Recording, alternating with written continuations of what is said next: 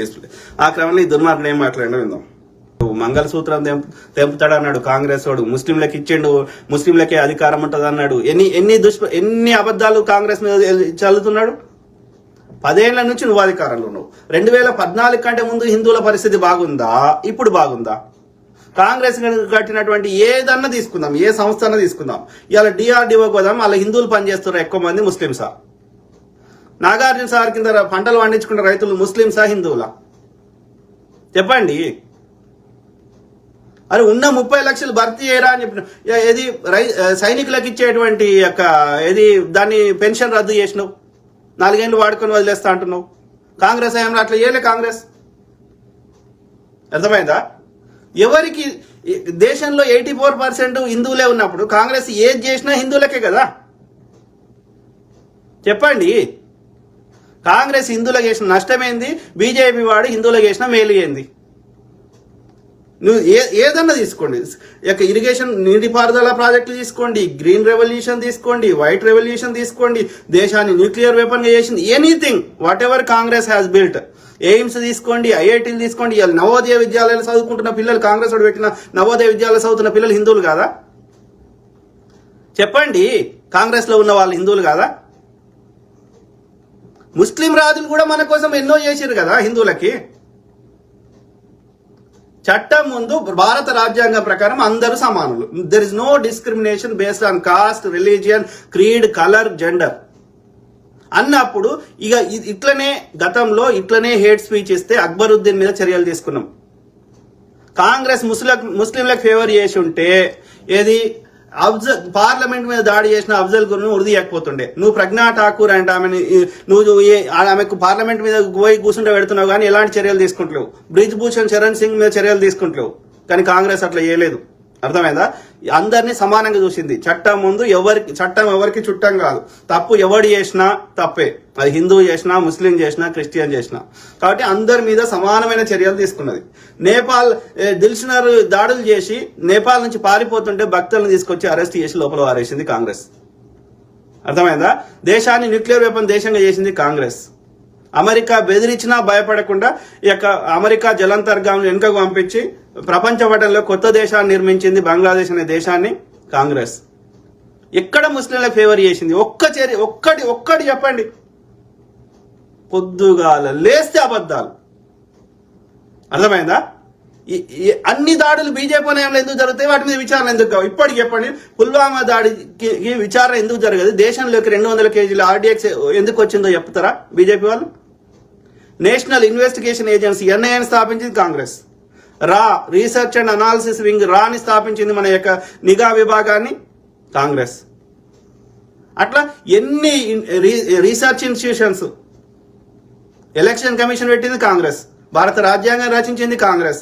ఇలా స్వతంత్రం వచ్చిన బ్రిటిష్ వాడు పోయేటప్పుడు తినడానికి తిండి లేని, కట్టుకోవడానికి బట్ట లేని, దేశంలో ఒక 10 యుద్ధ విమానాలు అట్లా ఉన్నటువంటి దేశాన్ని ఇలా ఒక 2014 వరకు అత్యంత అమెరికా లాంటి దేశాలతో పోటీ పడే విధంగా తయారు చేసింది ఎవరు?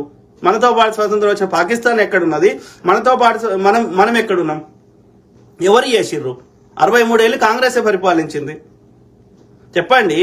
ఎన్ని ఊర్లకు కరెంట్ ఉండే 1947లో? ఎన్ని ఊర్లకు బస్సు సౌకర్యం ఉండే? ఎన్ని ఊర్లకు రోడ్డు ఉండే? అవన్నీ ఫలితాలు హిందువులు కదా అనుభవిస్తుంది. అంటే తిన్నతలలు ఉంచుతారా? పోనీ నరేంద్ర మోడీ ఈ 10 ఏళ్లలో హిందువులకు చేసిన ఒక్క మేలు చెప్పండి. ఒక్క బీజేపీ పాలిత రాష్ట్రంలో IT కంపెనీ ఉందా? ఒక్క బీజేపీ పాలిత రాష్ట్రంలో ధరలు కంట్రోల్ ఉన్నాయా? కాంగ్రెస్ వాడు ఇచ్చిన సబ్సిడీలన్నీ హిందువులు కాదా? 400 సిలిండర్ వచ్చేది, 1200 చేసినావు. ఎన్నికలు వస్తున్నాయని 300-400 తగ్గించినావు. మళ్ళీ ఎన్నికలు అయిపోతే మళ్ళీ గెలిస్తే 2000 చేస్తావు. ఆ భారం హిందువుల మీద పడతలేదా? నువ్వు హిందువులకు స్పెషల్ గా ఫేవర్ ఏం చేసినావు? కాంగ్రెస్ వాడు హిందువులకు చేసిన నష్టం ఏంది? కాంగ్రెస్ వాడు ముస్లింలకు చేసిన ఫేవర్ ఏంది? ఒక్కటి చెప్పండి దయచేసి. నీ దండం పెడతా, నిజంలో బతుకుదాం. సో ఆ క్రమంలో ఇప్పుడు వాడిని చూపెట్టిన దరిద్రుంది.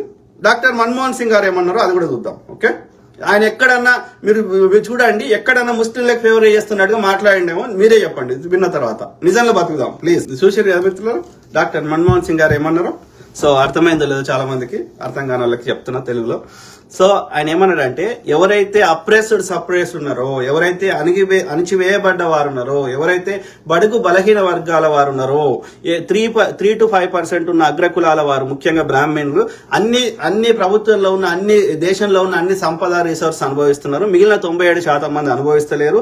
కాబట్టి బడుగు బలహీన వర్గాలు అంటే ఎస్సీ, ఎస్టీ, పిచ్డే అంటే ఓబీసీ, అదేవిధంగా మైనారిటీలు, ముస్లింస్, సిక్కులు, ఇట్లా అన్ని సామాజిక వర్గాల వారు ఇన్నేళ్లు ఏమంటారు అణచివేయబడ్డవారు. కాబట్టి వాళ్ళకి ఫస్ట్ ప్రయారిటీ ఇవ్వాలి అని అందరి పేరు చెప్పిండు, ఒక్క ముస్లింస్ పేరు చెప్పలేదు.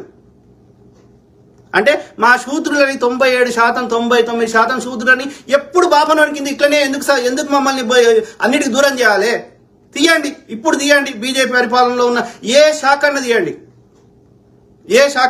ఓపెన్ ఛాలెంజ్ చేస్తున్నా పబ్లిక్ ప్లాట్ఫామ్ లో. 97%, 99% ఇప్పటికీ బ్రాహ్మణులే ఉన్నారు. ఒక్క బ్రాహ్మణ స్త్రీ దేవదాసి కాలేదు, ఒక్క బ్రాహ్మణుడు రోడ్లు ఉడవలేదు, ఒక్క బ్రాహ్మణుడు సండాస్ ఎత్తలేదు. ఎందుకు చేయాలి? మాదిగాయన ఎందుకు చేయాలి? మాలాయన ఎందుకు చేయాలి? సాకలాయన ఎందుకు బట్టలు ఉతకాలి? బాబనాయన ఎందుకు ఉతుకోదు బట్టలు? ఆలోచించండి. ఇట్లా చేసుకుంటా ఇట్లా కాదురా అయ్యా, ఎవడైతే ఈ అణిచివేసినావు గాడిద కొడక, వేదం చదవనీయలేదు, చదివితే నాలికలు కోసినావు, వేదం వింటే సీసం పోసినావు, రథం గుంజడానికి మాదిగొల్లను పెట్టినావు బట్టలు లేకుండా, మాదిగొల్లు జంతువులతో చెప్పులు కుట్టుకోమన్నావు. నీ వర్ణ వ్యవస్థ వద్దురా అని ముండా కొడక అని బాబాసాహెబ్ అంబేద్కర్ గారు గుల్లె అందరికి రావాలని చెప్పి కాలారాం టెంపుల్లకి అట్లా ఉద్యమం చేసిండు ఆయన. అందరు నీళ్లు తాగనియాలని చెప్పి సపరేట్ కుండ పెడితే పలగొట్టిండు ఆయన. ఇట్లా చేస్తే ఆయన రచించిన రాజ్యాంగాన్ని చింపడానికి ప్రయత్నం చేస్తున్న వీళ్ళు ఇలా ఎవడొచ్చిండు పార్లమెంట్ ప్రారంభోత్సవానికి ఎవడొచ్చిండు? బాపనోడు తప్ప. వాడు సన్యాసాన్ని అన్నిటికీ నాకు ఇది ప్రపంచానికి సంబంధం లేదని సన్యాసం తీసుకున్న గాడిద కొడుకులు మీకేం పని రా? మీకేం పని? సంపదతో ఏం పని? మా గృహస్థులతోటి మీకేం పని?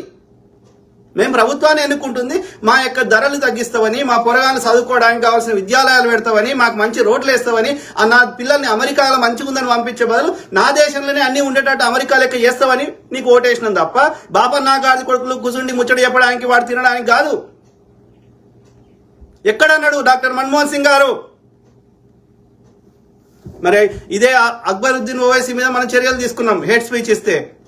దేశ సమగ్రతకు భంగం వాటిల్లే విధంగా, అన్నదమ్ముల మధ్యలో కొట్లాట పెట్టే విధంగా ఇట్లాంటి చేసినటువంటి నరేంద్ర మోడీ మీద దయచేసి I'm requesting on behalf of the integrity of the society and religious harmony and the humanity based, I'm requesting all the ఏమంటారు న్యాయ వ్యవస్థలకు సంబంధించిన వాళ్ళని, అదేవిధంగా సామాజిక కార్యకర్తలకి, అదేవిధంగా రాజకీయ పార్టీలకి I'm requesting, please file public interest litigation పిల్.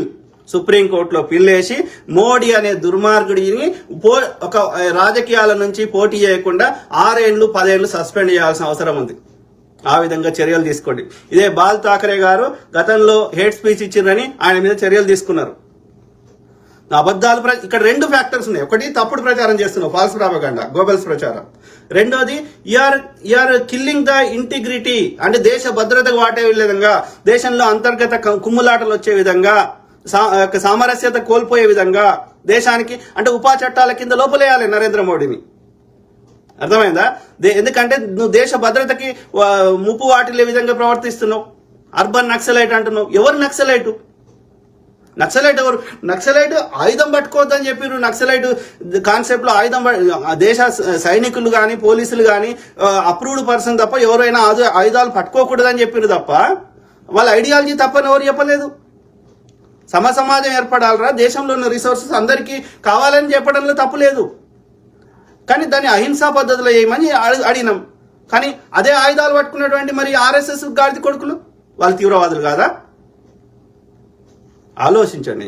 మేధావుల మౌనం దేశానికి అత్యంత ప్రమాదకరం. అర్థమైందా?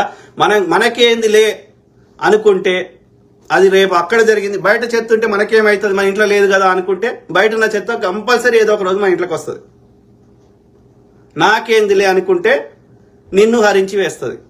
కాబట్టి మేధావుల మౌనం దేశానికి అత్యంత ప్రమాదకరం. ఇది నేను చెప్తలేను, ప్రపంచంలో అత్యంత మేధావి అని అందరూ అంగీకరించేటువంటి ఐన్స్టీన్ గారు చెప్పారు. ఓకే, ఆలోచించండి మేధావులారా, ప్లీజ్.